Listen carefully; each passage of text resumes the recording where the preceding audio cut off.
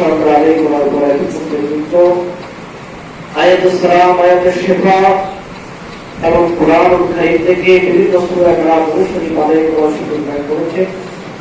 সাথে সাথে ওই নবীর দরবারে, ওই নবীর কদমে কাম করে দিল করে বিরাম কিয়াম সালাম করার সুযোগ দান করেছেন। ওই রব্বুল আলামিনের দরবারে লাখ কোটি শুকরিয়া শুকর করি আলহামদুলিল্লাহ।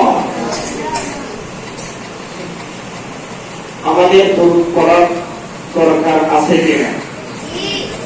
অবশ্যই আছে।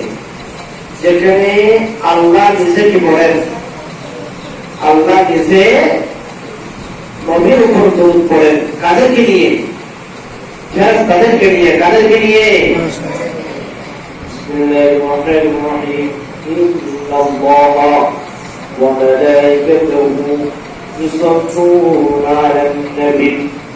আল্লাহ রাব্বুল আলামিন বলেন, ইন্নাল্লাহা ওয়া মালাইকাতুহু, আমি রব্বুল আলামিন, আমি এবং আমার ফেরেশতাদেরকে নিয়ে আমি আমার নবীর উপর দরুদ পড়ি। বলে সুবহানাল্লাহ। ইয়া আইয়ুহাল্লাযীনা আমানু, হে ঈমানদারগণ, সাল্লু আলাইহি ওয়া সাল্লিমু তাসলিমা, এবং তোমরাও আমার নবীর উপর দরুদ পড়ো। সুবহানাল্লাহ। তাহলে আমাদের দরুদ পড়ার দরকার আছে কিনা? দরুদ পড়লে আমরা ক্ষতি না। আমরা যদি যেখানে আল্লাহ নিজে নবীর উপর দরুদ পড়েন, ফেরেশতারা দরুদ পড়তেছেন, তাহলে আমরা পড়লে কি গুনাহ হবো না? আমরা কি রাসূলের উপর দরুদ পড়তে হবে। আল্লাহ তাআলা বলেছেন, কেউ যদি আমার রাসূলের উপর একবার দরুদ পড়ে, তাহলে আমি তার উপর 10 বার দরুদ পড়ব। সুবহানাল্লাহ। এরপরে কি বলতেছে?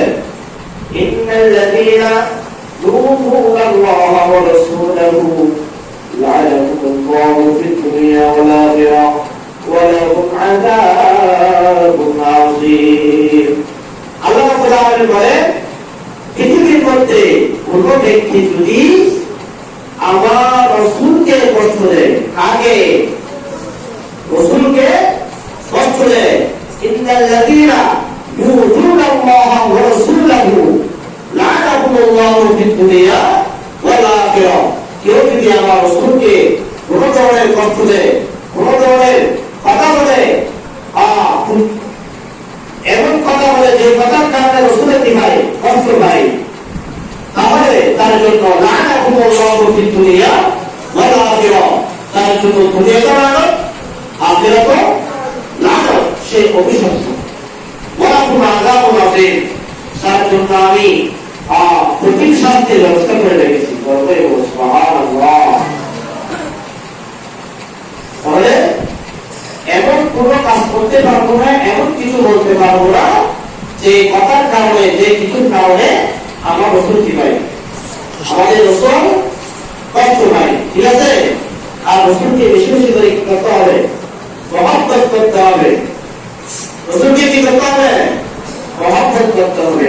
রাসূল বলতেছেন, আল্লাহ বলতেছেন, তোমরা আমাকে মহব্বত করার আগে আমার রাসূলকে মহব্বত করতে হবে। বলে সুবহানাল্লাহ। আল্লাহ তাআলা রাসূলকে দিয়ে বলেছেন, কুল, হে নবী আপনি বলে দিন, ইন কুনতুম তুহিব্বুনাল্লাহ ফাত্তাবিউনি ইউহিব্বুকুমুল্লাহু ওয়া ইয়াগফির লাকুম যুনুবাকুম ওয়াল্লাহু গফুরুর রহিম। আল্লাহ তাআলা বলেছেন, হে নবী আপনি বলে দিন, কুল ইন কুনতুম তুহিব্বুনাল্লাহ, তোমাদের মধ্য থেকে যারা আমাকে মহব্বত করে, তোমাদের মধ্য থেকে যারা কি আমাকে মহব্বত করে, ফাত্তাবিউনি, তাহলে তারা যেন ইউহিব্বুকুমুল্লাহু, আগে তোমাকে ভালোবাসে। বলবে সুবহানাল্লাহ।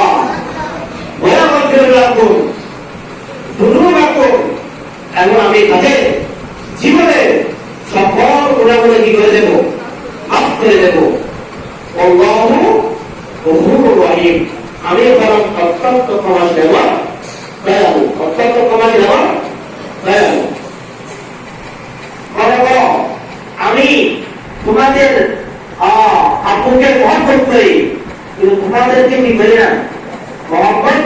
না, তাহলে তোমার কি সেটা সেটা পছন্দ করবে? হ্যাঁ, পছন্দ করবে না বাবা, পছন্দ করবে করবে না। কিন্তু আমি তোমাদেরকে মহব্বত করি, কিন্তু তোমার আপুকে কি করে না, মহব্বত করি না। তারপরে তোমার আপু কি হবে? পছন্দ করবে, খুশি হবে। কারণ সে বলবে আমাকে মহব্বত না করবো, আমার ছেলেকে কি করে মহব্বত করে। ছেলেকে মহব্বত করা মানে তার আপনাকে কি করা, মহব্বত করা। ঠিক তো তুমি আল্লাহ হাবিবকে মহব্বত করা মানে কাকে মহব্বত করা? আল্লাহকে মহব্বত করা।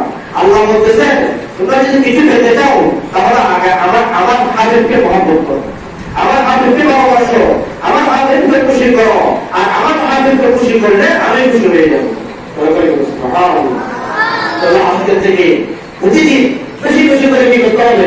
আমার রসুলের উপর দরুদ পড়তে হবে। ঠিক আছে?